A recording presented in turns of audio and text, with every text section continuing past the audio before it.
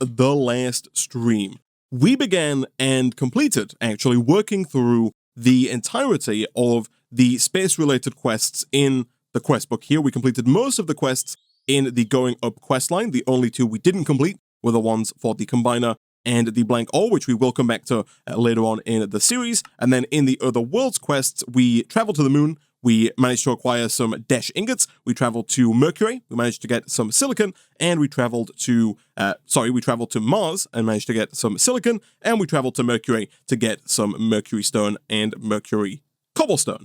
Now, between streams, I have gone ahead and set up an armor stand over here to display the dashing spacesuit that we did make in the last stream. But the plan for today's stream is going to be to kind of finally start to work towards some of these end game quests. And what I'm hoping we can do today is potentially craft our first ultimate ingot. That might be too lofty of a goal. It really depends on how hard some of these ingots are going to be to craft, but I don't think that most of these should be too difficult for us. In fact, we already have quite a lot of them either backlogged in our storage drawers, and the ones that we don't have backlogged, most of them we do have taught already. So our system does know how to make things like Enderium, things like Signalum, things like Pink Slime. So I'm hoping a lot of this won't be too bad. There are quite a few of these that are going to be a little tricky, specifically some of the ingots from the Twilight Forest, those being the Fiery Ingots, the Night Slime Ingots, and the Ironwood Ingots. Those ones could be a little tricky. We're going to have to try and make seeds of those and then duplicate them that way. But that is getting a bit ahead of ourselves. What I want to start with in today's stream is fixing a problem that we did identify in the last stream, and that is that for some reason, our fertilizer upgrade that we had on our pedestal had disappeared. I'm not quite sure why, I don't know what caused that, but between streams I have gone ahead and made another one of these pedestal upgrades. Not too difficult to make, they're made with bone block, bone meal, and of course the pedestal upgrade base. This, once again, made in the induction smelter with zinc, uranium, and gold, all of which we have in fairly large quantities. So all we need to do now is, once again, enchant this upgrade in order to make it faster, and ideally, in this new room over here, we'd also like to make it so that it covers a larger area of hydroponic beds, because of course the default is just a 3x3x3 area. So, previously we went through the somewhat convoluted system of enchanting using pedestals, which does work, but is, as I mentioned, somewhat convoluted and also somewhat slow and tedious. So instead, the plan for today's stream is to utilize the Enchanting Factory from Industrial Foregoing. This is a super easy machine for us to make. We just have to request that our system make an advanced machine for him for us. And then once we have this, I'm fairly certain all we have to do is provide it with both power and some of the essence from our jumbo tank here. And at that point, we should be able to give the upgrade basically the maximum of all three enchants that we're after, which I believe are speed, area of effect, and range. So boom, there is our enchantment factory. For now, let's go ahead and this really doesn't need to be a permanent machine. In fact, we can probably just put it down right about here and then use one of our pre-existing flux points, like so, to provide that with power. Extract a bunch from the jumbo tank over here. Deposit all of that into the enchantment factory. And then we might want to fill that up. Actually, I think I might need to be completely full if we are going to get the maximum enchants.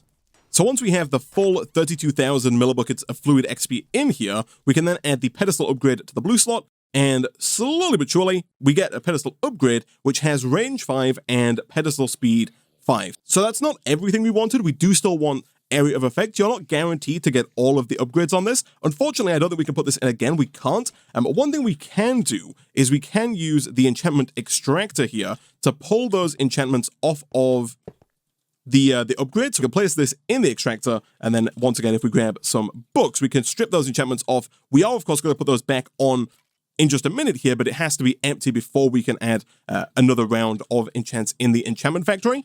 This time we are hoping to, at the very least, get area of effects 5.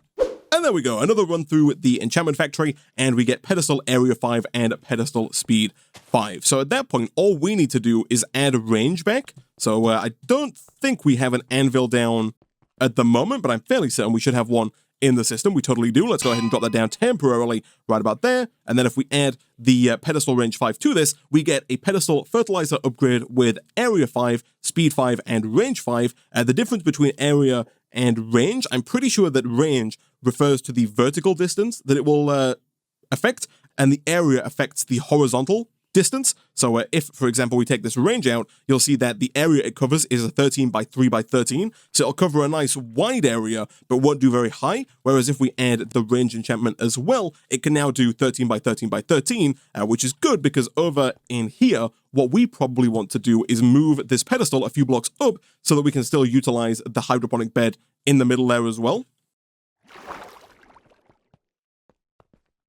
If we are going to apply this, we are first going to have to utilize our XP tap over here, which is getting a little cramped actually, but we do need this mob slaughter factory, especially if we're going to get pink slime ingots going forward for that ultimate ingot. But either way, boom, boom, and boom, we have a fully upgraded pedestal. And so if we head on back in, and if we move this guy up by at least 1 block, and in fact, I think 1 block should be more than enough. Let's just go ahead and put it down. Actually, we could put it if we wanted to, I think, like here.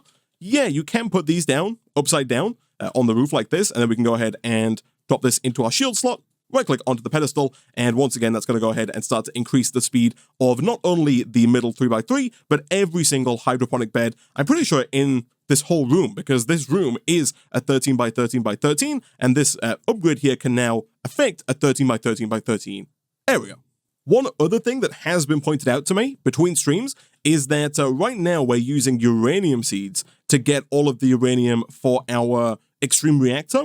And for the most part, that's been doing fine. You'll see that we do have 12,400 uranium essence backed up. And if we were to go and look at our reactor, I'm fairly certain this should be almost full. It is going up fairly slowly. The reason for that actually is that in the last stream, we made these speed upgrades and then didn't put them into this exporter. So if we do that now, we should hopefully start to see the uranium in here going up faster. But it has been pointed out to me that instead of using uranium seeds, we can actually use Yellowium Seeds. These guys right here, the idea behind these is that with the Yellowium Essence, 8 Yellowium Essence gives you 4 uranium ingots, whereas with Uranium Essence, you only get 2 uranium ingots per 8 uranium essence. And so essentially, just by switching out our uranium seeds for Yellowium Seeds, we would be effectively doubling the amount of uranium that we're growing in the same time span and in the same number of hydroponic beds. And so I think that's probably well worth doing. To do it, all we need to do is grab ourselves 5 more Supremium Essence, which shouldn't be too difficult. How are we doing on Insanium? We currently have 186 Insanium, which is very nice indeed. We then need to grab 8 Uranium, which we can of course do with our Uranium Essence. Perfect. And as per usual, we also need to get 2 more Prosperity Seed bases. And at that point, we should basically have everything we need to make 2 Uranium Seeds that we can, 2 Yellorium Seeds that we can use to replace our pre-existing Uranium Seeds.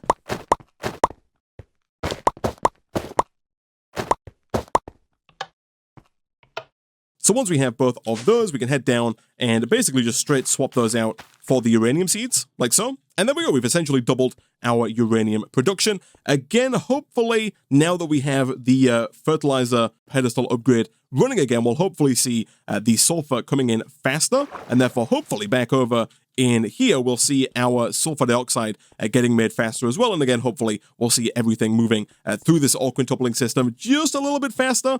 Whether or not that's the case is yet to be seen, but hopefully that will become reality sooner rather than later.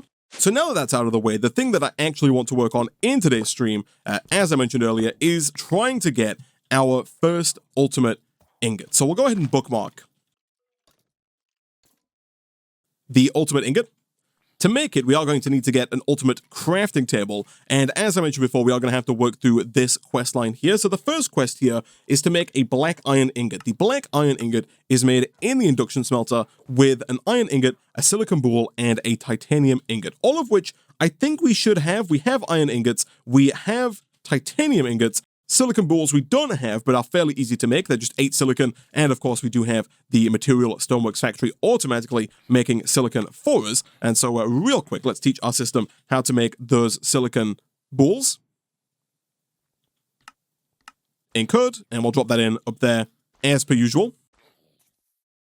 Now it's at this point that I think we should probably also look at investing in at least 1, if not maybe 2 more induction smelters, because right now a lot of the ingots that we're going to need for the ultimate ingots are made in the induction smelter. And going forward, if we look at some of the ingots required to make the ultimate ingot here, even more of them are made in the induction smelter. Things like the Lumium Ingots, things like these black iron ingots. And not only is the crafter up here already full, of course we could make a bigger crafter with more patterns if we wanted to, but at a certain point we are going to start getting heavily bottlenecked by the speed of just the one induction smelter. And so I do think it's probably well worth setting up at least 2 more of these. So not too long later, we have 2 more induction smelters. Both of these are hooked up to our XNet system. They're set to input at the top and output at the bottom. Of course, as per usual, everything made there is sent around into the ender chest and then imported into our system. And so now we should, if we want, be able to move kind of some of these ingots over into here, like this, thus making them just a little bit faster. And of course, if we add more going forward, we can try and divvy those up amongst the 3 induction smelters, making our lives just much quicker. I did also request that our system make 2 more of the resonant integral components, and so as per usual, we can make these nice and fast as well. We also have some flux linkage amplifiers, boom and boom, and there we go. Those are now both as fast as the initial induction smelter. And so I think at this point, chat, what we're going to want to do is, of course, teach our system how to make the black iron ingots. Of course, making sure that we use the right kind of titanium there. Like that. Encode. We'll drop that into whichever induction smelter currently has the fewest ingots in, which is this one right here. And at that point, we should then be able to request, let's say for now, 32 black iron ingots. We might need more of those. In fact, I think we're definitely going to need more of those sooner rather than later. But for now, we should have the one required to complete the quest, leading us on to the next quest here, which is for Luminescence. Required high-level dust for advanced rocketry and thermal. Advanced rocketry no longer in the pack, but we do still need this for the ultimate ingots here and for the high-level crafting tables. The Luminescence is made with 2 glowstone, 1 redstone, and 1 gunpowder. Not too difficult of a recipe, and I think at this point in time, we should have more than enough redstone, more than enough glowstone, and more than enough gunpowder to make quite a large amount of this luminescence should we need it. That, of course, can just go into our netherite crafter. And then from there, we get into all of the different tiers, and also we should make sure that we actually request some luminescence so we can complete the quest there. But we get into all of the different tiers of extended crafting. So there are 4 different types of crafting table. Each one basically makes a bigger and bigger crafting grid. So a default Minecraft crafting grid is a 3x3, so you can put 9 items in. The basic crafter here is still a 3x3, much like a regular crafting table. And then we move on to the advanced, which is a 5x5. And then the elite is a 7x7. And finally, the ultimate crafting table is a 9x9 crafting grid within which you can put up to 81 different items, and that crafting grid is the one required if we're going to make this recipe right here. It doesn't use all 81, but it does still have to be done in this ultimate crafting table.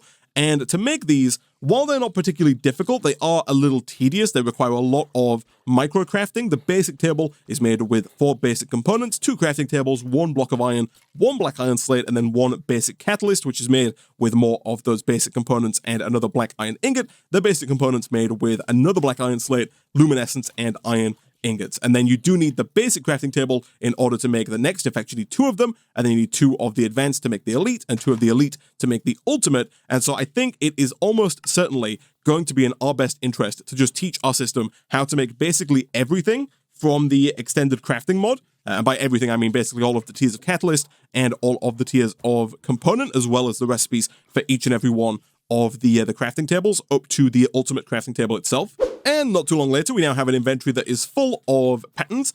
All of these are fairly straightforward. The black iron slate here is just 2 black iron ingots, and then all of the catalysts are basically the same recipe, just with different ingots. You use iron for the basic, gold for the advanced, diamond for the elite, and then emerald for the ultimate. So we can go ahead and drop all of those into here, like so. And at that point, I think we should be able to request that our system make an ultimate crafting table for us. We are almost there. We're missing 24 silicon. We have 2048, but we're still missing 24. I'm assuming that is because over here, yeah, we have no upgrades. We should probably invest in, at the very least, 1 of these emerald upgrades to increase the amount this can hold up to about 65,000. Right now, I think our Stoneworks factory is running at max speed. It is. We do have both of the speed and efficiency upgrades in there. So I think we should be able to make that table now because we got the extra 24. This could still be a problem, though, because we are going to need to make more than 1 table. If we look at the recipe for the ultimate ingot again, the first ingot that we need here is the crystal Tine ingot. And this is an ingot that in and of itself is made in an elite crafting table, and unfortunately, if I'm not mistaken, you can't craft previous tier crafts in higher tier tables. So that might be wrong, I'm not sure, someone in chat will have to correct me if it is wrong, but I don't think you can craft, for example, this crystal Tine ingot in the ultimate crafting table. Chat is telling me I'm incorrect there, chat is telling me you can actually craft these in higher tier tables. If that is the case, that's good for us. It means that we should hopefully be able to get that going fairly easily. Chat is also requesting that I craft these tables one at a time, which I think is probably worth it. The reasoning for that is that we can actually complete the quests. If we don't request them one at a time and we just request the ultimate crafting table, then at that point we won't actually be able to complete these quests here without going through and requesting them again at some point in the future. So basically we just have to temporarily take those out and then request the next tier and then do that over and over again until we have the ultimate crafting table. And there we go. Not too long later, we have the ultimate crafting table, and along the way, we have completed all of the other quests for all of the other crafting tables, and if we put this down, we should see that it has a whopping 9x9 crafting grid inside of it, ready for us to use. So, we are going to have to put this down somewhere that it can be automated. I think putting it down over here would make sense, but actually, what we are probably going to want to do is upgrade this yet further, because by default, you can't auto-craft with the ultimate crafting table. However, if we go back to extended crafting, the mod that this is from, you'll notice that there are two versions of the tables. There is the standard ultimate crafting table that we have, and then there is also the ultimate auto crafting table. This is the one that we need. So to make this, we need to get 2 redstone components, 2 crystal Tine components, and then 4 black iron ingots. So none of those should be too bad. The hardest part is going to be the crystal Tine catalysts, because for these we need 2 crystal Tine ingots, and we need 2 in total, so 4 crystal Tine ingots. Thankfully they are made in batches of 4, but this ingot requires 8 diamonds, 10 lapis, 4 gold, 4 iron, and 2 nether stars. I'm fairly certain we should have basically everything we need for that. So I am told you can craft these smaller recipes in the bigger crafting tables, and it looks like that does indeed work. Perfect. So we can take those out, and then we can use those to craft up the crystal Tine components. Again, I think we will go ahead and teach our system how to make those. I'm not too sure if we're going to need more in the future. In fact, I actually think we almost certainly are going to need more of these in the future, because unfortunately, I'm fairly certain that we have to allocate basically 1 recipe to each auto crafting table. And so if we want to automate the production of multiple things, for example, we're going to want to have 1 extended crafting table that can craft crystal Tine, another that can craft ultimate ingots. I think we might even need a 3rd one for another craft later on down the line as well. But basically we need at least 1 table for each craft, because you can only lock each table to 1 craft to auto craft at a time. But either way, we'll teach it that. We'll also teach it how to make the redstone catalysts as well. Those do require redstone ingots, which are thankfully nice and easy to make, just redstone and iron crafted together. And then from there, we can just teach it how to make the actual auto table itself. Make sure that we put the regular table back in to make its life much, much easier. And then at that point, if we type in auto, we should be able to request one of those, start, and as soon as we put the crystal Tine in, start. And boom, there we have the ultimate auto crafting table. So this one does require power, unlike the regular table. So we are going to have to connect that up to our XNet system. And it's somewhat janky in the way that it works, or at least somewhat unintuitive. But essentially the way this works is you have to put a chest on top of it. You can't just have a crafter pointing directly down at it. That won't work. What you have to do is you have to get a chest, place that chest on top of the table, like so, and then put a crafter pointing at that chest. So we'll take the crafter we just requested, drop that down, let's say right about there, rotate that to face downwards, and then connect that up with refined storage cable, like so. At that point, I'm also fairly certain that we have to lock the crafting table to a specific recipe. So for example, if we wanted to teach our system how to make those crystal Tine ingots, we should be able to put the recipe in and then lock it. I think I am going to have to lower my GUI scale a little bit to make this work, because in the top right here, you'll see that you can press shift and left click to save the current recipe in the crafting grid for future use. So if I were to go ahead and do something like this with the gold, the iron, the 8 diamonds either side, and then the lapis on the top and bottom, like so, we can then shift left click up here, and now if we take these out, it looks like that's not working. Apparently we might need power in the grid itself in order to lock a recipe. That does seem a little odd, but either way, we should be able to request a few more XNet connectors here, and given that we do already have an XNet connector right about here. We can just drop this one down like so. Once again, make sure that that is connected up to power over in here. So insert, and then we have to very quickly get over here before it does the craft, which we have failed to do because you have to shift left click the button here to save the recipe before it actually crafts it, which is somewhat unfortunate, but I'm hopeful that this time we should be able to make that happen. So this time we're going to put the diamond in, we're going to shift left click up here, and then that is going to craft up the 4 crystal Tine ingots, but once it's done, we can then click on the recipe up here. You can save up to 3, but I'm fairly certain that you can only use actively 1 at any given time, and so I'm fairly certain at this point in time that we've basically locked this ultimate crafting table here to only being able to make crystal Tine ingots, at least for the purposes of automation. Of course, if we needed to do a one-off craft, we could come over, click any of the numbers that are not 1, and then use this manually for something that's not crystal Tine. But for now, if we want to craft any more crystal Tine ingots in the future, all we have to do is send these ingredients to this chest, because as soon as you put the ingredients in the chest, they get automatically pulled down and put into their respective slots. So what we're going to do is we're going to put the crafter back down up here, like so, and then over in here, what we need to do is we need to teach our system how to make these ingots. Unfortunately, it's not as simple as shift-clicking the recipe in, because as you can see, it does not like the fact that there are so many items required for this crafting grid. Thankfully, that is a fairly easy fix. All we have to do is manually put in each of the required items, like so, and then individually adjust those to the specific amounts required.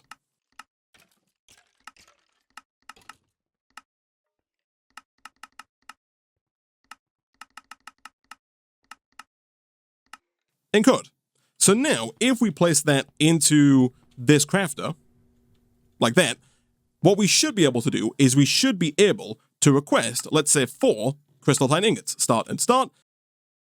The ingredients are sent, they get placed into the crafting table, they get made, and then the final piece of the puzzle, of course, as with all of our automation, is to extract from the ultimate crafting table on channel 3 here, create, extract, and stack. That's going to pull those crystal Tine ingots out of the ultimate crafting table, down around into the ender chest, and then of course around into the system. And there we go, the 4 crystal Tine ingots make their way around into the system.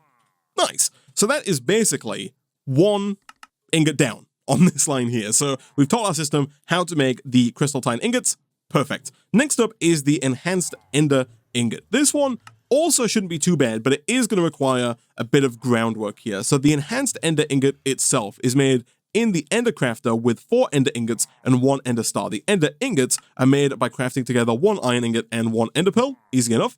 The ender star is made again in the ender crafter, this time with 4 eyes of ender and 1 nether star. So the crafts themselves here, not too bad. The only trouble is that up until now, we have been manually making all of our eyes of ender in the smeltery using blaze rods, using blaze powder and ender pearls, which does work, but is extremely slow and extremely tedious. And so I think it's probably about time that we look into more efficiently automating or more efficiently creating these eyes of ender. And I think the best way for us to do that is going to be using Enderman Essence and Blaze Essence, which of course we get from Enderman Seeds and Blaze Seeds. So both of these are made in fairly similar ways. They're both made with Imperium Essence. They're both made with Yellowium Seed bases. And then they both require 4 soul jars, each with 10 souls from Blazes and Enderman, respectively. Thankfully, I think in newer versions of the pack, the soul extractor here has been added that allows you to fill up these soul jars much more easily than we did in the past. Previously, when we made the wither skeleton seeds here, we had to go through to the nether, we had to find a bunch of wither skeletons, and we had to bring them into the soul jar using the Solium dagger, I believe it was. Now, though, I think what we should be able to do is we should be able to craft this soul extractor, which doesn't seem too bad. It does require 2 Solium daggers, but if memory serves me right, those were not too difficult to make. And then once we have those, we can fill up the soul jars by using blaze rods and ender pearls. Yeah, you do only get 0.5 essence or 0.5 souls per item that you use, but that basically means that we can use 16 ender pearls or 16 blaze rods per jar, and we need 4 jars per craft. So basically, if we trade in 64 blaze rods and 64 ender pearls, we can get the blaze seeds and enderman seeds, and at that point, of course, we then basically have an unlimited amount of blaze rods and ender pearls. So the 2 Solium Ingots are not going to be too bad. We do need some Prosperity Ingots, but thankfully those are also fairly easy for us to make. And so that should be 2 Solium Ingots done. It is. As for the Solium Daggers, these actually require more Solium Ingots as well as some gold swords here. None of that is too difficult. We'll make at least 1 of those, and then we are going to have to go ahead and make, I think, 4 more of these Solium Ingots. But again, 1, 2, 3, 4 Prosperity Ingots, followed by 1, 2, 3, 4 Solium Ingots. Let's just make 1 more Solium Dagger. And then finally, that should be everything apart from the machine frame, which is apparently from Mystical Agriculture itself. I actually didn't know that Mystical Agriculture had its own machine frame, but nevertheless, there is the Soul Extractor. Does it require power? Of course it does. Let's go ahead and place this down, I guess.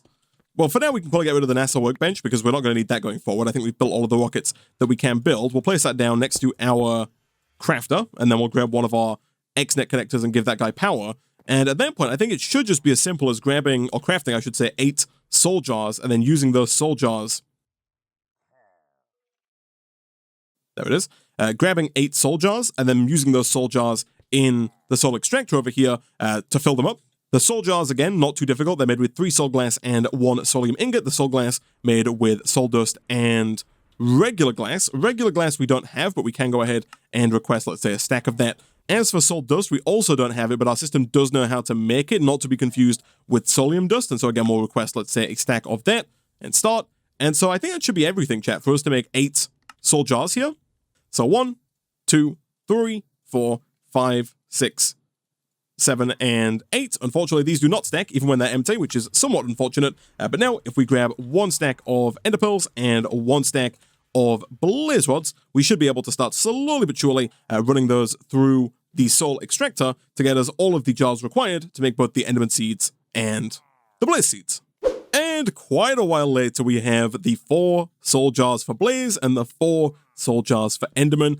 I did end up making a total of 4 soul extractors because these are very slow, and given that we needed 8 of them, it was going to take just an incredibly long time to do it with just 1 soul extractor. It still took quite a while, even with 4 of them, but we are now good to go. So if we head on over to this compact machine right here, and of course, if we head on up to our seed-making station, we should be able to drop down all 4 of the blaze soul jars, like so, along with 4 Imperium essence, and in the middle, we need 1 Solium seed base.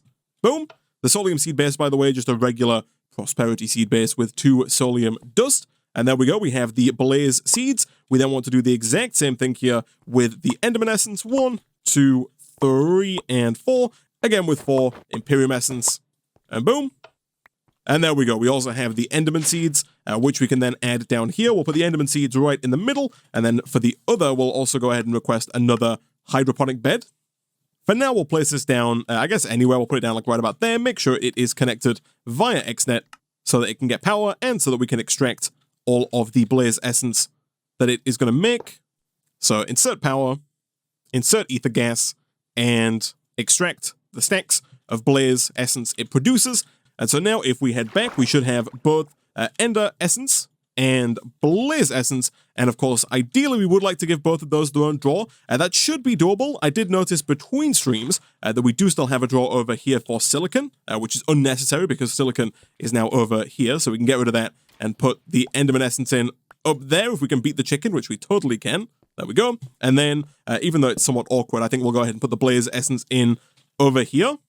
And then, as per usual, we'll also make sure that we get void upgrades into both of those. I think the silicon draw might have already had a void upgrade in it, but let me check. It did not. That is fine. Let's go ahead and grab another one for that, just to make sure we don't overflow on either of those. But now, going forward, we should be able to fairly easily create Eyes of Ender and even teach our system how to make Eyes of Ender just by teaching it this recipe right here in code. The whole reason for that is that we were looking to automate the production of enhanced ender ingots. So these are made in the Ender Crafter. Let me bookmark the Ender Crafter and the Ender Alternator here. So the Ender Crafter is made itself with 3 Eyes of Ender, along with 5 Ender Ingots and a regular crafting table. The Ender Ingots we are going to have to teach our system how to make because we're going to need quite a few of those. Thankfully, it is an extremely easy recipe for us to teach. There we go. And we're probably going to have to get yet another netherite crafter here fairly soon because we've filled up quite a lot of these slots. Although in fairness, at this point in time, we could probably remove all of the patterns for all of the tools that we needed to get the Paxel. Now that we have the Paxel, we probably don't need those there. I'm also going to teach it how to make the Ender alternators here. The reason for that will become apparent fairly shortly. For now, though, do we have what it takes to request 3 Eyes of Ender? We do. Beautiful.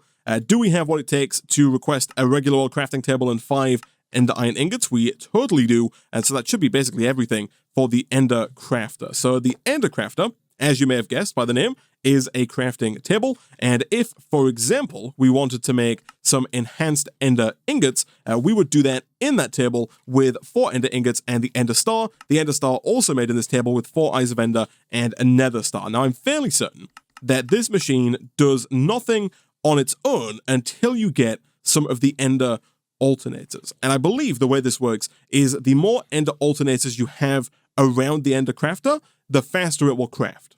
So Nether Star, and then 1, 2, 3, 4 Eyes of Ender. You'll see by default, it doesn't do anything. There's no craft, and normally this bar would fill up as the craft is completed. So let us go ahead, and I guess for now request just 1 batch of alternators. They are made in sets of 2, I think, so we are going to get 2 of these. But as we put the 2 down, it's not going to be incredibly fast. In fact, it's going to be incredibly slow. So now if we take these and place them down around this, I think if memory serves me right, you can put these down within, I want to say a 3-block radius. I think you can put them out up to here, and here, here, and here. So you can do like a 3-block radius all around. So just to test it, if I do this, I'm fairly certain that doesn't work, but then if I do this, I think that should work. Yeah, it's extremely slow with just the 1 alternator, but it does get the job done. And again, you can put another one down anywhere within that 3x3 area, anywhere within that 7x7 area around the center, so 3 blocks out in each direction. So again, if we put it here, that is going to make it slightly fast. So I don't think it quite makes it twice as fast. You do get diminishing returns the more of these you add, but the more of these you add, the faster it does get, and you'll tell it's working when it's got the purple particle effect above it, and you'll see here that slowly but surely, we are about to make our first star. Not even the ingot itself. Right now, we're just making the prerequisite Ender Star. And once we have that Ender Star, we can then combine that with 4 Ender Ingots, which we can also request. Take the Ender Star, place it back in with 4 Ender Ingots. And again, very slowly but surely, the same process is repeated again until we get the actual enhanced ingot. Again, we're not going to need a ton of these, I don't think. We don't need hundreds of ultimate ingots, but I do think this is definitely something that we should probably look to automate in some way, shape, or form. Unfortunately, right now, we don't have a ton of Enderman Essence, so we can't really request too many of these Ender alternators just yet because they do require Eyes of Ender. But now that we have that Enderman Essence being made, hopefully, fairly soon, we will have quite a bit of that. Hopefully, when we come back for the next stream, we'll have quite a bit of that Essence, and we'll be able to make quite a lot of these Ender alternators and get this automated for that ultimate ingot. For now, though, let's take a look at some of the other ingots required. The fact that we have at least 1 of these enhanced ingots means that we could, if we wanted to, complete our goal of making at least 1 ultimate ingot today. The question is going to be, can we make some of the other ingots here? So Crystal Time we've done, Enhanced Ender we've done, Redstone Ingots we have also done, I think. Yeah, earlier today we taught it how to make Redstone Ingots. That is completely fine. Black Iron Ingots we've done. Insanium Ingots we have not done, but I'm fairly certain that we have everything to just teach our system how to make those. It is just 1 Prosperity and then 2 Insanium. Our system, by the looks of it, does know how to make Insanium, does know how to make Prosperity Ingots. It does, beautiful, so we just have to put that in like so. So that is now ready to go. Following that, we have the Star-Infused Netherite Ingots, which I'm fairly certain we also taught our system how to make. We totally did, beautiful. After that, we have the Enderium Ingot, which our system does know how to make, the Dash Ingots, which we have 300 of, the Silicon Ingots, which we already have a few of, Cyanite we have thousands of from the reactor, Iridium we have because that used to be all that we got from our laser drill before the update to the compact machines, Fiery Ingots, Night Metal Ingots, and Ironwood Ingots we don't have, but we'll come back to those. Those are all Twilight Forest Ingots. Red Alloy Ingots our system knows how to make, Hepatizon Ingots, along with Manulin, Queen Slime, Pig Iron, and Rose Gold, and Slime Steel. Those are all alloys made in the smeltery. And I think for each of those, I think for all 6 of them, what we're probably going to want to do... Oh no, they're not. Oh no, they are. Okay. What we're probably going to want to do is get the seeds for them, so we can just grow them going forward. It does look like all of these actually have or almost all of these, actually have a recipe in the induction smelter as well. Unfortunately, the slime steel and the pink iron doesn't. And the slime steel especially could be problematic, because I think for this, we do need to specifically have sky slime, which is the blue slime. And right now, I don't think we have any of that. Never mind, we totally do. Do we get that from a mob drop? We must be doing. We must be spawning blue slimes in our mob spawner. I didn't think we had any of this, but never mind. We totally do have it, so that's completely fine. And in that case, we should be able to make basically all of these, I think. And also, given that they can be made in the induction smelter, it might not be a terrible idea just to teach our system how to make most of these. So the hepatizon is made with copper, cobalt, and obsidian in code. The manulin can be made with cobalt and netherite scrap in code. I'm pretty sure we do have cobalt. We do. We've got 123 of it, and then we have 2,000 in chunk form. I think if we go and add that chunk to the filter or to the exporter over here, like that, we should start getting more cobalt very quickly. And even then, I doubt we'd need more than 123 of it anyway, because again, we don't need hundreds of these ingots. Back in here, after the manulin, there's the queen slime, which we can make with gold, cobalt, and magma creams. Magma creams, again, I don't think we have, but we should be able to teach our system how to make those by combining blaze powder with regular old slime balls in code. The next ingot on there is the pig iron, which again, we can't do in the induction smelter, so for that, we will try and make the seed. The rose gold ingot can be made in the induction smelter with copper and gold. We can go ahead and encode that. And then, was there one more?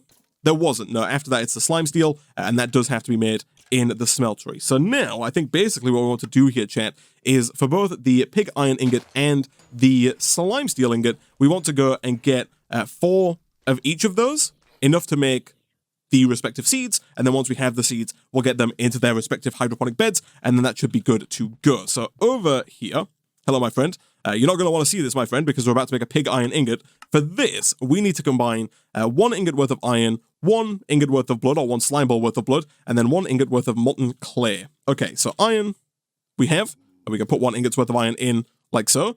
Blood, we actually have 50 millibuckets in there. I think the easiest way for us to get more blood into the smeltery is honestly going to be for us to just stand in it for a little while. Look at that, we have 1 slime ball worth of blood ready to go.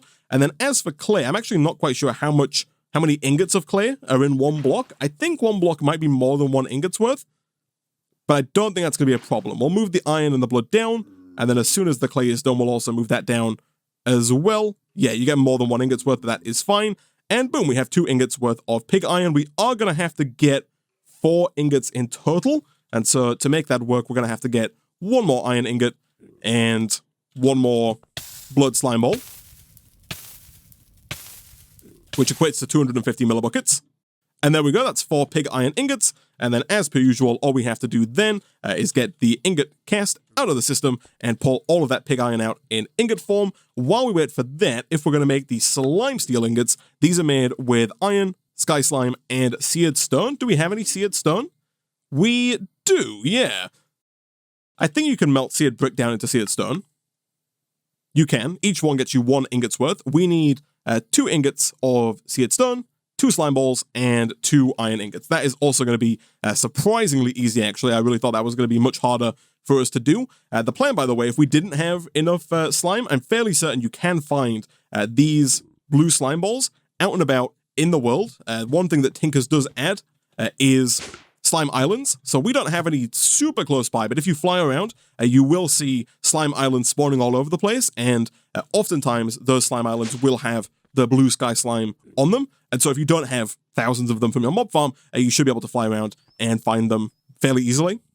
And there we go, 4 pig iron ingots and 4 slime steel ingots. Let's go ahead and get the patterns here into, actually that's not right at all. These need to go, well, some of them need to go in here. The magma cream and the insanium ingot, but the other 4 need to go in induction smelters. Again, we'll divvy these up so that hopefully none of these get overloaded. There we go. And then, just as before, all we have to do here is make sure we get the right essence.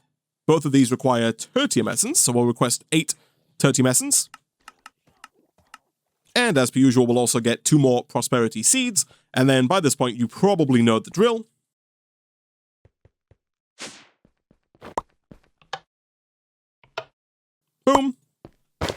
1, 2, 3, 4. And 1, 2, 3, 4. Once again, we'll request 2 more hydroponic beds. And there we go. We have slime steel and pig iron ingots, or pig iron essence, I should say, automatically being grown for us. We do now run into a slight problem, and that slight problem is that we do not have space for those. One thing we can do if we want to start adding more drawers to the walls here, and one thing that has been requested a few times by the Twitch chat, is we could look, and let's request some chests there actually, we could look at moving over to using some of these 2x2 drawers. These are essentially exactly the same as regular drawers, but they can hold 4 different items. I think we've showed these in the series before, but now if we wanted to, for example, we could like pick up this drawer for Blaze Essence, drop down the new 2x2 drawer, like that, and now in here we can place down 4 different essences, and look. So now we have this drawer here that can hold Blaze, Yellowium, Sky Slime, and Pig Iron, all in one drawer, and then we can unlock that and put that away for now. And of course, using the regular drawer upgrades, we can still make it so that we can hold a very large amount of every single one of those in a much more confined space.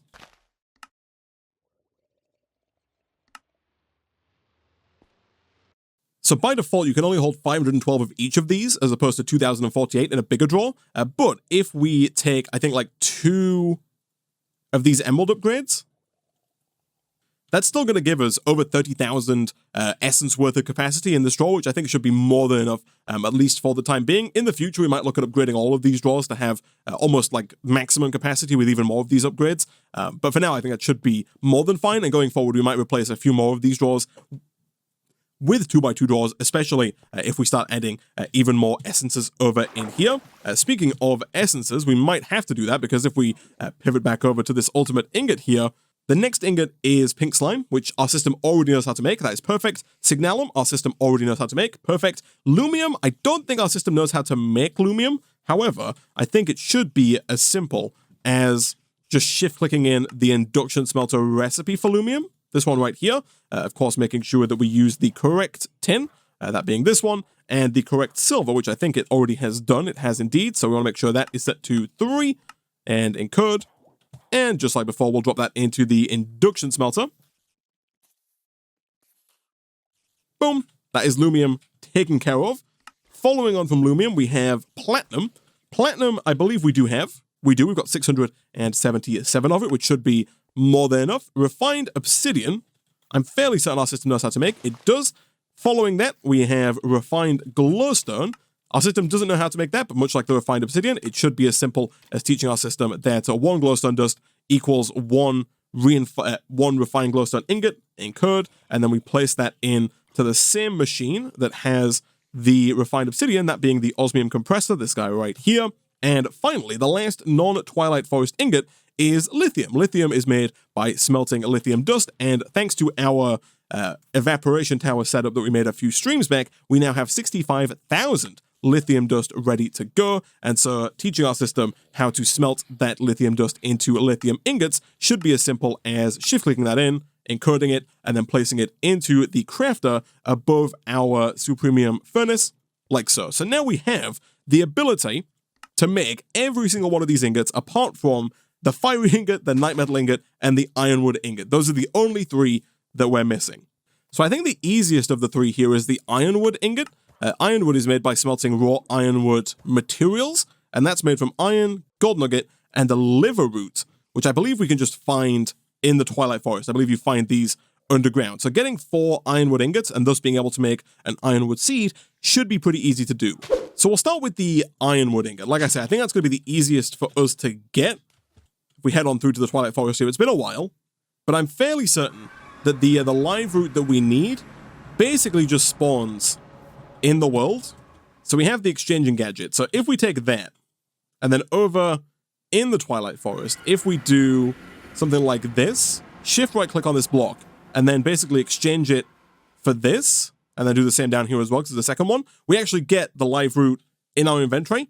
We do need, that's it, actually we need 2 of them, perfect. So now we can head back. That was actually surprisingly easy. But now if we head back, we can craft those 2 live root there into the raw ironwood materials, 1 and 2. We can then smelt those in a regular furnace to get 2 ironwood per ironwood materials. Boom. And then once we have the 4 ironwood, just like with every other seed, we can take those, and that should be everything for the Ironwood Seeds, which need 4 tertium and 1 prosperity shard. And boom, we have the Ironwood Seeds down. Cool. I'll come back, and what we'll probably do over in here is we'll set up another one of these 2x2 drawers, but I'll come back and I'll do that once we have all of the seeds we need. So we can tick off slime steel, iron, and ironwood. Now we just need night metal and the fiery ingots. So back over here, there are also these torchberry plants. And if we break those, we do get torch berries. Again, we're still very close to the portal here. The idea with these, and I actually don't need to go back, I have access to my system here, is that you can craft a magic map focus using 1 glowstone, 1 raven's feather, and 1 torchberry. The raven's feather you get by killing ravens. The reason we have that is that all the way back at the start of the series, I came here looking for chickens, I believe it was, before we ended up getting chickens the old-fashioned way. And you can see there are these ravens about. If you kill them, they have a chance of dropping a feather.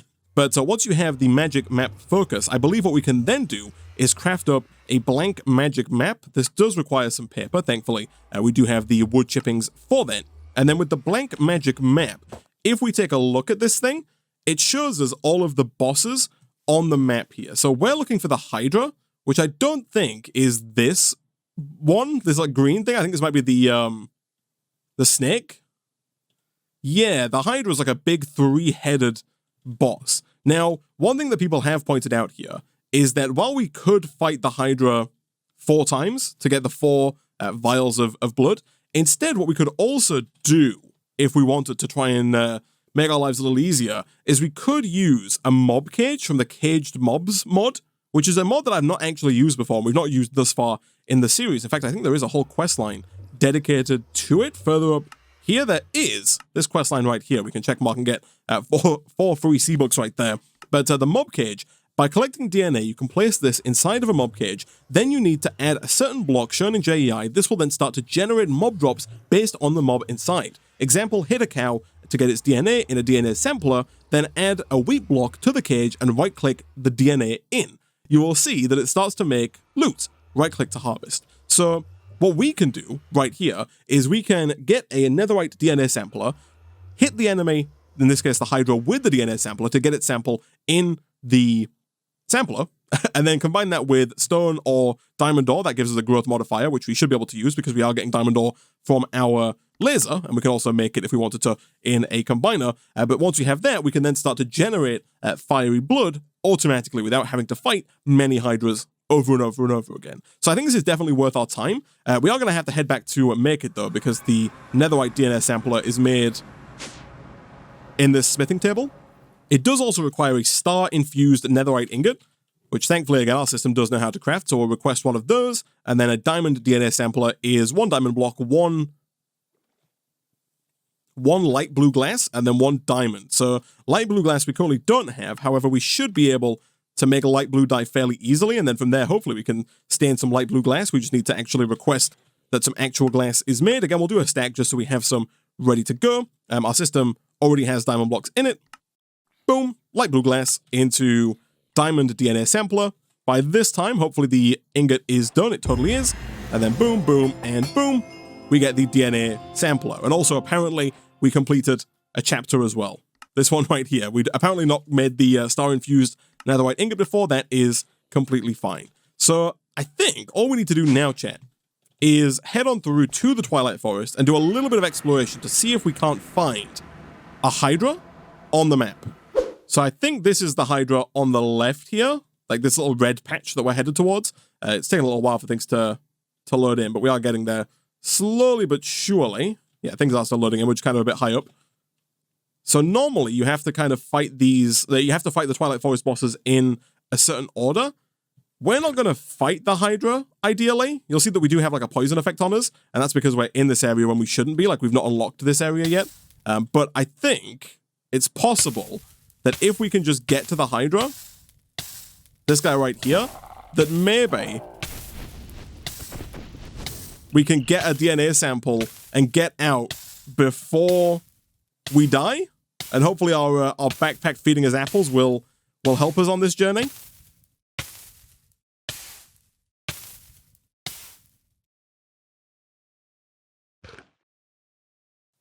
Okay, so that didn't work.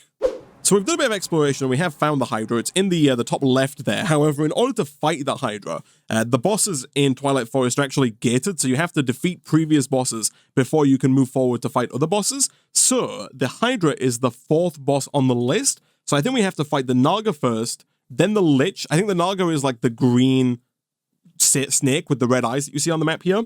Then the Lich, I believe, is the one that's like right in the middle under my crosshair there. It's the one with the crown.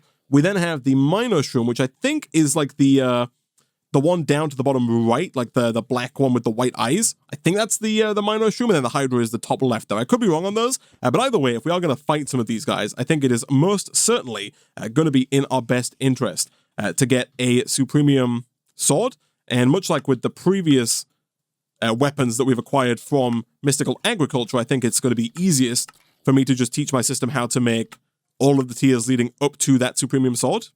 And there we go. The Supremium Sword is done.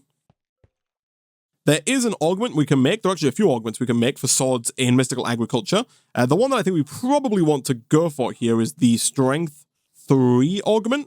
This one does require the Strength 2 and the Strength 1 augment, but really none of that seems super difficult. We need a few Supremium, we need 2 blocks of quartz, 2 diamonds, along with 4 Imperium, 2 more blocks of quartz, and 2 iron, and then the base one is 4 Tertium, 2 blocks of quartz, and 2 more iron, and then the unattuned is super easy for us to make. So really, it's just a case of running a few of the essences with some iron swords and some blocks of quartz through the Mystical Agriculture Seed Crafter. And there we go, the Strength 3 augment. Nice. So I do believe that we should still have the tinkering table. We do indeed. Let's drop that down right about here for now. And then in here we can do this, and boom. So now we've taken the attack damage up from 24 to 44. And combined with our Supremium armor and the fact that we're being auto-fed continually, I think we should be pretty good here to fight most of these bosses. So let's start, I guess, with one of these Nagas.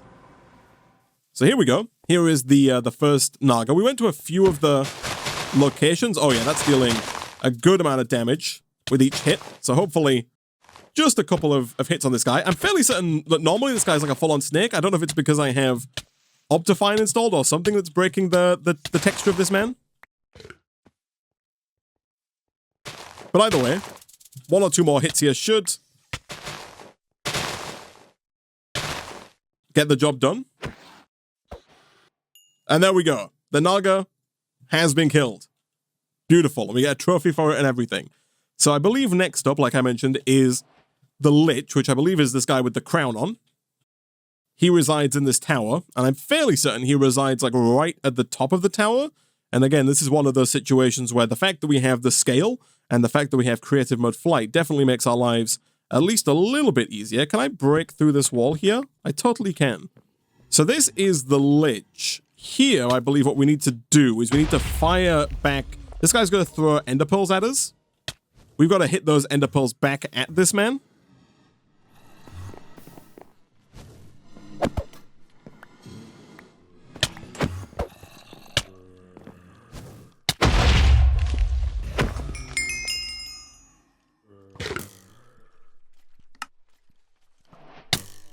And there we go. The Lich is dead. So after the Lich, next up is the Minor Shroom, which I believe is in this maze down here. So you'll notice we're by the Hydra, and there's like these little dots, kind of north, south, east, and west around the Hydra. It's not the one I thought it was, but this right here is what we're looking for.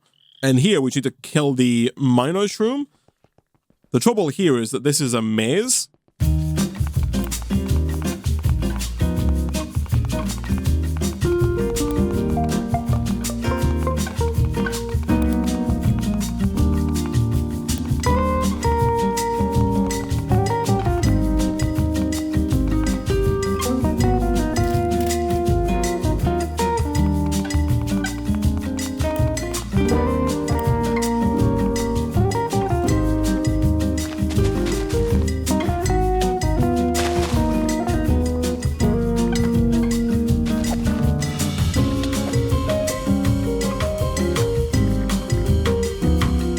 So one Minotaur later, we do need to eat this meat stroganoff. You get the meat stroganoff when you kill the Minotaur.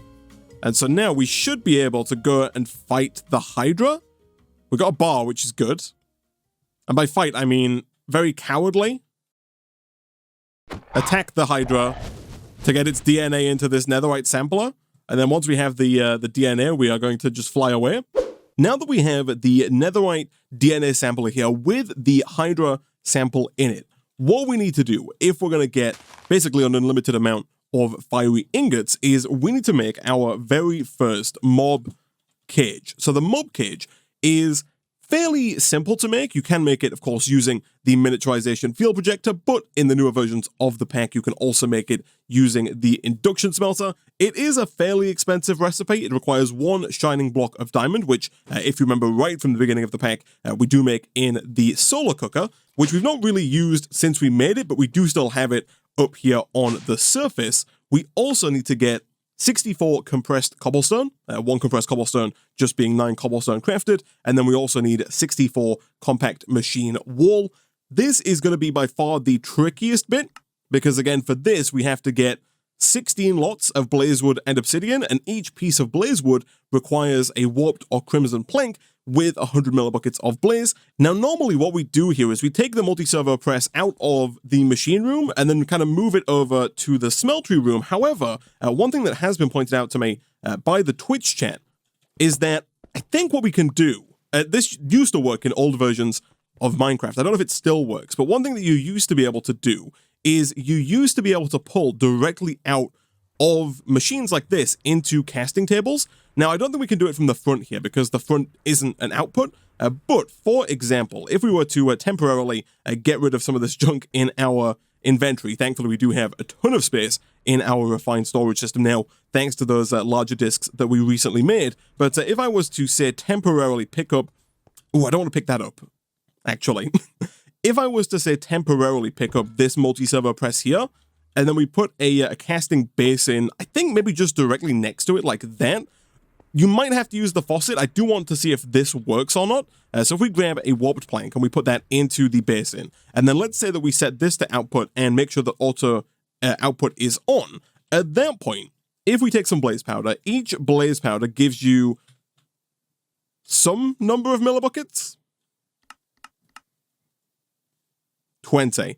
Each blaze powder gives you 20 millibuckets of blaze in the tank here. So if we put in 5 of those, so 2, 3, 4, and 5, does that convert this into a blaze pack? It totally does. Look at that. Perfect. And because we actually put it on top of that XNet connector, which is of course normally being used for the multi-servo press, it's actually being automatically pulled back around into the system, which is pretty neat and does mean that we could probably, if we wanted to actually automate this fairly easily, if we just added a pattern to a crafter like this one that told it to export the warped plank to the basin and then 5 blaze powder to a multi-servo press, we could automate this fairly easily. For now though, given that we don't really need that many of them, I think what we'll probably do is just grab 16 planks, turn all of those into blazewood, and then use that with obsidian to turn all of them into hopefully 64 compact machine wool, at which point we should hopefully be able to throw everything into the induction smelter and get our first mob cage.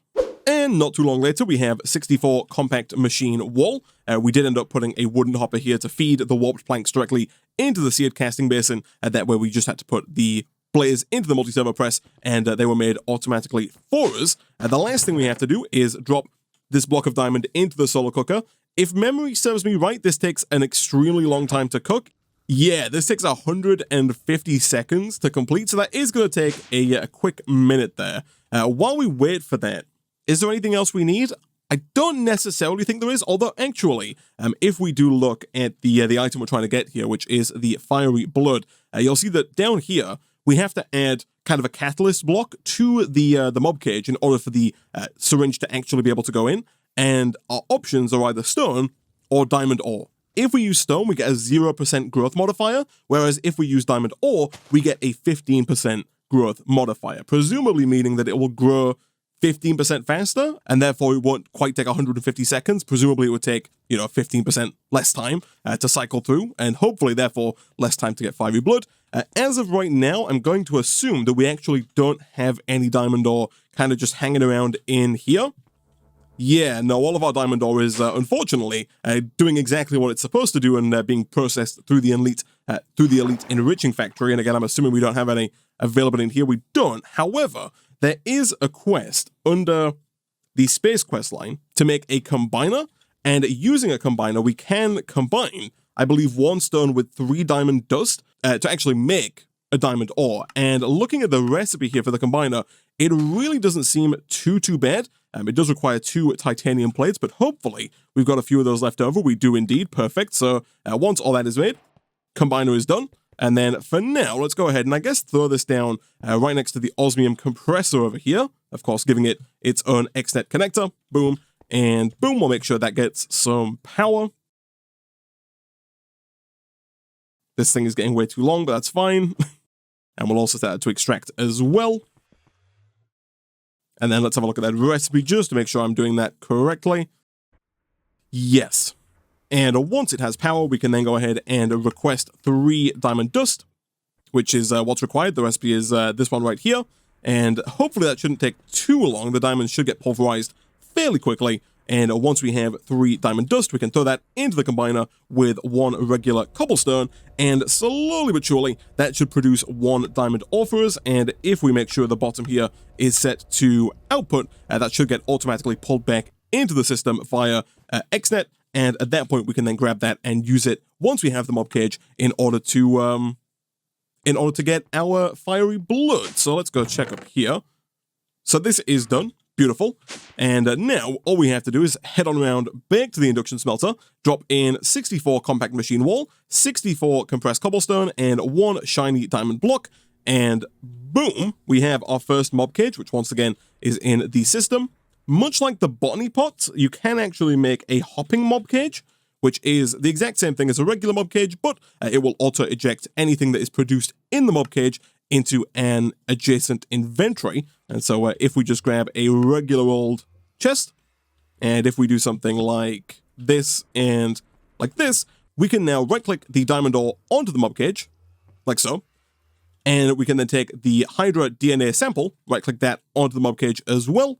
And you'll see in the top left that we have begun a progress bar. Once that progress bar gets to 100, what will happen is we will have a chance of getting the fiery blood. So it's not guaranteed. It is only a 15% chance. It does say amount 1 to 2. I don't know if that's a 50-50, like you have a 50-50 chance to get 1 or 2. Not quite sure how that works, but this means it will take approximately 6 tries. So 6, iterations of going from 0 to 100 before we get 1 fiery ingot. We could get lucky and get 1 on the first try, but I think that's somewhat unlikely.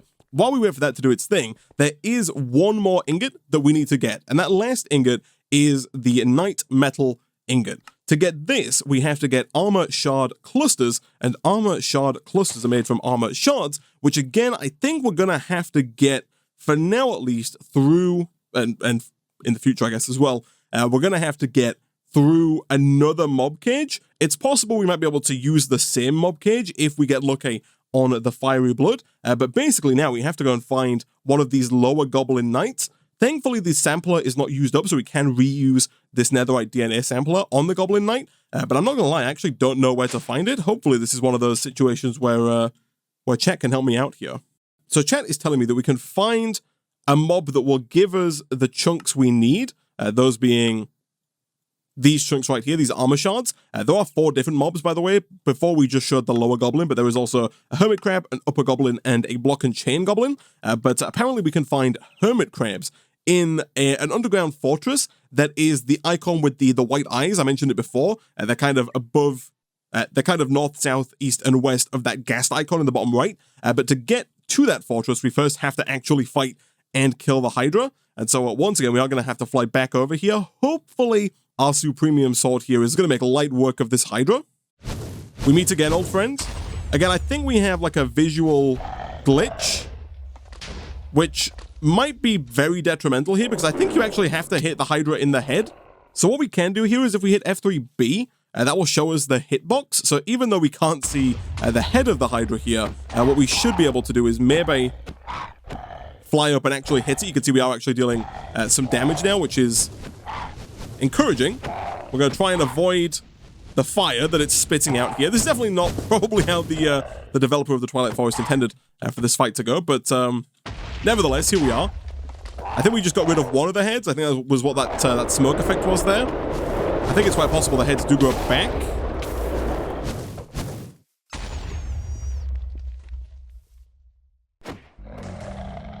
And there we go. The Hydra is dead.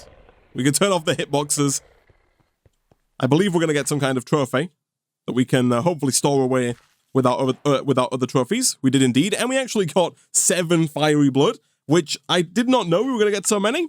If I'd have known we were going to get so many, we didn't have to go through the whole mob cage making thing, because instead we could just use the 7 fiery blood that we have here. But nevertheless, we do now have a mob cage should we need it, and we do have enough fiery blood in order to make the fiery ingot seeds. But basically now we're going to head directly through to this underground fortress. So we've moved over. We are underneath a bunch of darkwood leaves here. I don't know if you can quite see it on the minimap, but we're on one of those icons, and I believe this right here is the entrance that we're looking for. Okay, so not too long later, we have been kind of exploring around this fortress here. Again, if we check the map, we are in the bottom right there. I didn't realize actually that I could hold torches and the map at the same time, but we're in the bottom right near that ghast. We just found 2 night slime ingots in this chest here, as well as quite a few Ironwood ingots. We of course don't need those, but we also were killing quite a few hermit crabs back over, I think it's over here. We found a hermit crab spawner.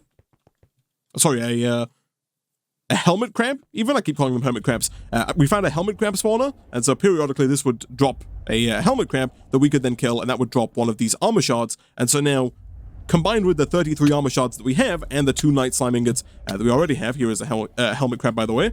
Now we have 34 of them. We're actually only 2 away from the 36 that we needed. But of course, now that we have these 2 night slime ingots, we don't need the 36. We only need 18. And so at this point, chat, we should be able to head back. We should be able to craft up the armor shards that we have, smelt them into night metal ingots, craft those night metal ingots and this fiery blood into their ingots, make those into seeds, grow those seeds, and hopefully we should then have everything automated for making really as many ultimate ingots as we like.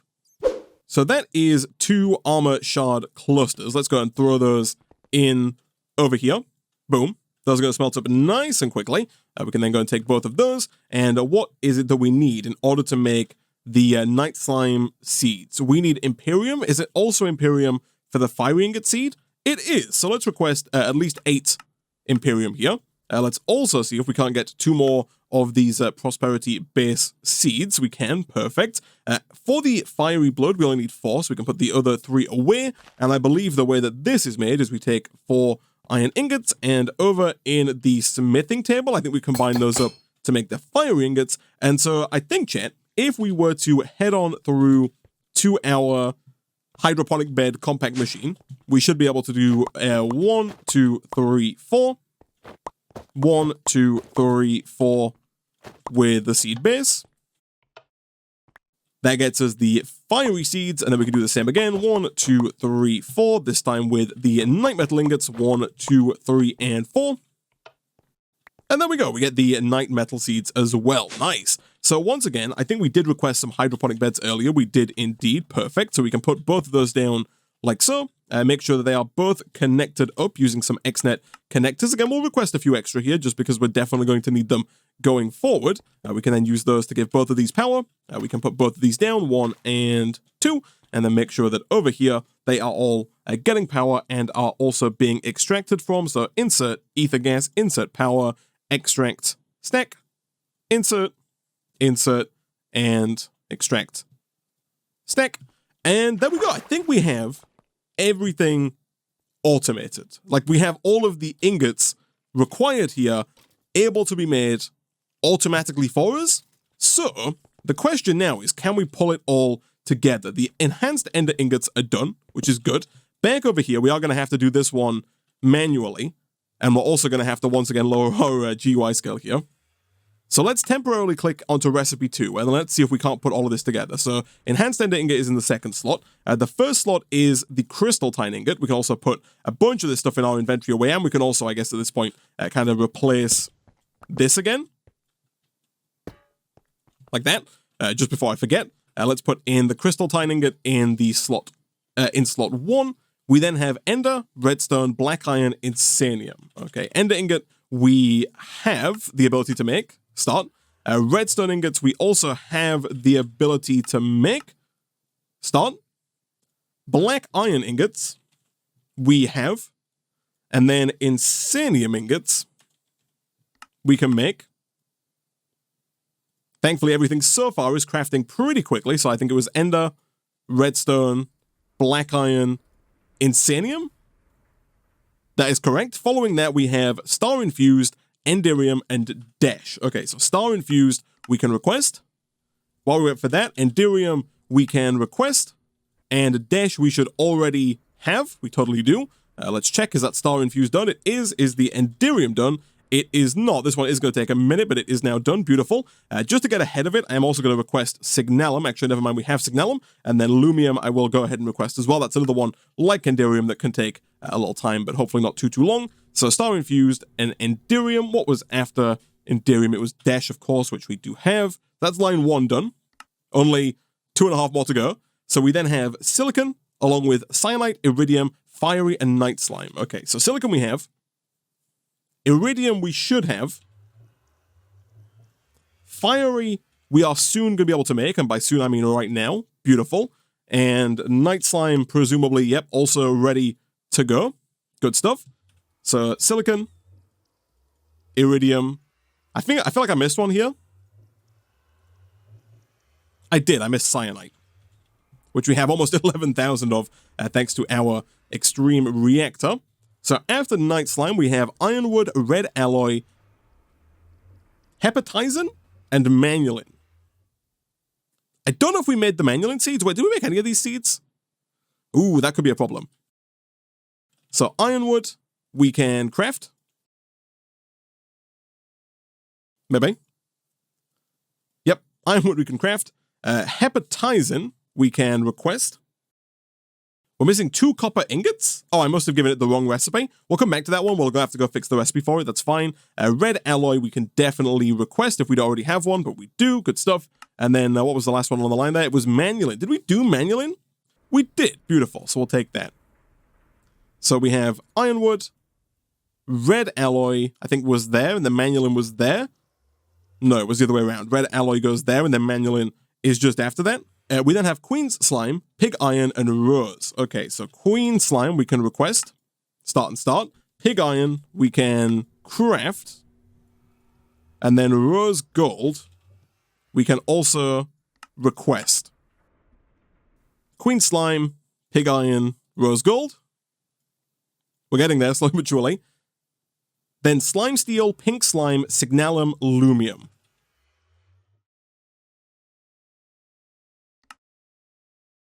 Slime Steel we can craft.